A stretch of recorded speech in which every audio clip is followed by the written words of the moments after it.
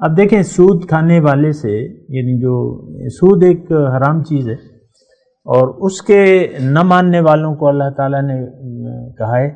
کہ اگر تم اس حکم کو نہیں مانتے تو اللہ تعالیٰ اور اس کے رسول سے جنگ کے لیے تیار ہو جاؤ، فَأَذَنُوا بِحَرْبٍ مِّنَ اللَّهِ وَرَسُولِهِ، قرآن کی آیت ہے۔ ایک حکم کو اگر تم نہیں مانتے، جنگ، تو ہم تو بہت سے نہیں مان رہے، ہم تو سرے سے مانتے ہی نہیں ہیں اسلام کو، دین اسلام کو ہم نہ مانتے ہیں، نہ ماننے کے لیے تیار ہیں۔ یہ وہ الفاظ ہیں